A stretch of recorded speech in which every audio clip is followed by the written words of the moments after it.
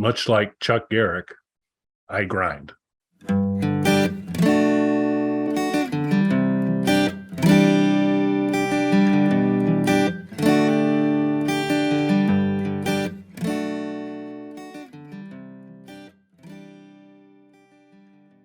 Bog Panda. Hello, everybody. Welcome to Bog Panda. I'm Kelly at KELLYTHUL on Twitter and Instagram. I am Dr. Mike at Official Pagan on everything. And I just realized I've never spelled that out for people. So it's a lot more letters. Yeah, I'm just throwing it out there. You find it. Make sure you guys like, subscribe, turn on notifications, leave a comment, hit up our merch store and buy the stuff you're allowed to buy, according to the merch store overlords. Do all the stuff that you guys need to do to help spread the good news. And speaking of good news, I just got to see Beasto Blanco again. So that was pretty awesome. So we thought we'd just do a kind of a quick, give you folks a quick update on that. Spoiler, it's awesome. You need to go find a chance. Now, what I've done, so I saw Beasto, gosh, it's now been about three to 4 years ago. I saw them. And I was in a biker bar a couple hours north of me. When I bought the tickets, they said, okay, the tickets will be available at will call. And I was like, okay, so where's that? And their response back was, well, she's got red hair. So it was a smaller operation in terms of the one I went to. This was at Rascals in Moline, Illinois. It's a smallish venue, but a great venue. And they have a bar and restaurant attached to the concert space or the place where the bands play. And looks like really good food that's there. Adorned kind of across the whole top with guitars from a lot of big names. And so you got, you had the Ted Nugent up there, Jeff Beck. I mean, it was just to pretty much name them, and they were Joe Perry. They were all up there, so it's really kind of cool to kind of take all the guitars in. The venue itself, I did the, being a member of the fastest growing YouTube channel named Bog Panda on YouTube. I of course took the VIP treatment, which I had to pay for, just didn't receive given my Bog Panda-ness. That got basically in a combination. I bought a table, 4 seats, and that still kind of gave me a dedicated place to sit if I wanted to. But obviously for Beasto, we went up and got nice and close. But then did the VIP meet and greet, and I did that last time I saw Beasto, and boy, they one of two things: either they're tremendously good actors, every one of them, or they too, and I think this is the far more likely outcome, they genuinely appreciate their fans and they're really down to earth and they're kind of more than happy to just chat with you a little bit. So unlike the last time I had my picture taken with them where we could get kind of really nice and tight as a group, they're still operating under COVID protocols. I'm sure this has nothing to do with Mike's fake news about me wanting to punch Chuck Garrick, but there was a barrier that was kind of nobody else had that barrier, just you. Yeah, I did notice that. It was like, hang on a sec. And then he put everything in. Like, is that guy from the C64 game? Put this barrier. Yes, right. We've saved that. I beat that game, but it's bad news for you, Chuck. And so we got the pictures with them, and then they're signing stuff. It's a great show. But just wanted to kind of plug a couple things. One, if you happen to ever be around the Moline area, you can hit Rascals. Fantastic owners, husband and wife group own the group. They're super friendly, own the place. It's a good venue. It's a really good venue. And the drinks are very affordable, which I think is pretty excellent. And it was a great place to see somebody play. So the venue, recommend that. The band Beasto, shame on us, Mike, that we haven't reviewed the Beasto albums yet. Yeah, we got to do that, and we have to do Hollywood Vampires. Yep, definitely. But every time I see him, I walk back, I'm like, this is great stuff. Why haven't we done our reviews? So, folks, we'll get on that. We'll get to the Beasto albums and Hollywood Vampire ones. But the show was fantastic, and they were super friendly on the meet and greet. It was really cool. All their whole crew and the folks that are around were all great. They originally, there was going to be a triple bill of Halo of Flies, which was the Alice Cooper cover band, September morning, and that's not morning like wake up, that's morning like, oh, I'm sad my pet parrot died.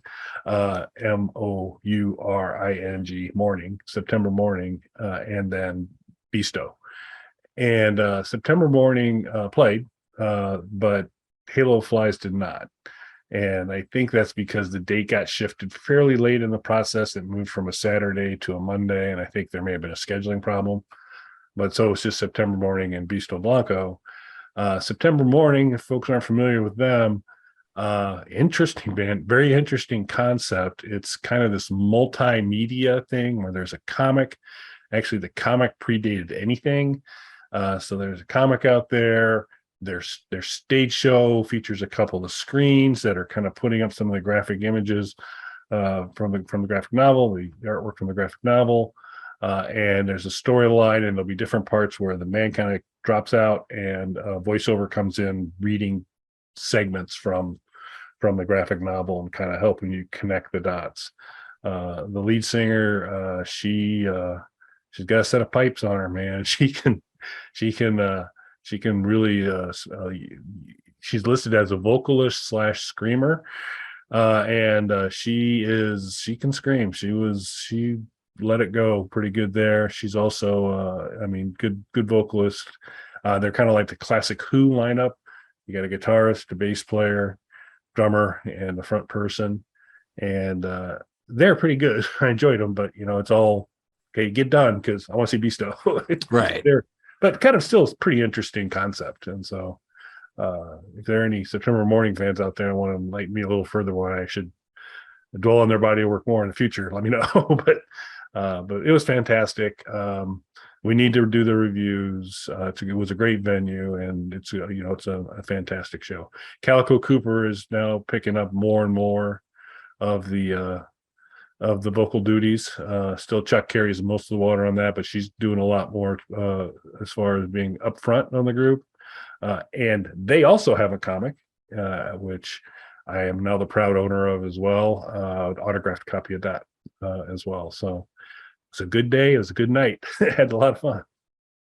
Very nice. Very nice. So I noticed you're wearing a Beasto Blanco hat. Is that a pickup from the show, or is that pre-existing? That was all part of the fine VIP treatment. So we got a really nice poster that was kind of tied to the artwork from the comic book. This hat, lanyard, and a nice black Beasto Blanco record bag type of thing. So kind of a nice little setup of stuff there. The photos, which I fully will expect as you've listened to this, listened and watched this video, you've seen the photos of the meet and greet and a couple other things to see those as well. So you got the photo with the band, you got the hat, you got the record bag, poster, and a sticker set kind of deal, and a VIP lanyard, which I probably should have been wearing for this show, but I forgot. So, you definitely should have worn that. Yeah. Very cool, though. It sounds like a lot of stuff was included in there. Now, do you own the physical copies of the Beasto records? I don't. This is really the first one that I've kind of said I'm just going to go digital with. So I'm going to probably do that. I may eventually. I'm not sure what they're offering in vinyl. I'm kind of interested to see a little bit on that. But that's what I was thinking. I was going to ask if they have a vinyl selection. I think they do. They've got a store out there. We'll include a link to their merch in our video description, as well as a link to our merch, as we always do. But I think you may want to start with their merch first. Since I think they're less under the boot of people as Mike and I are. But I think there are some vinyl offerings, but that's right now I've kind of stuck a little more with just digital versions of them. I like to have a physical copy, and it's not always I have to have it in vinyl. I still, I'm an old timer. I don't mind having the CD around so that I can I just still like the artwork and the liner notes and all that good stuff. Very nice. It sounds like a really cool experience. I hope to get an opportunity to see them live. I'm a fan it of was everything I've listened to. Yeah, it was. So it's a short tour, and I think it's because Alice is off with Hollywood Vampires right now, but his tour is going to restart again here pretty quick again. So that's kind of Chuck's day job, and Calico's a little bit too, I believe. So they'll have to get back to that.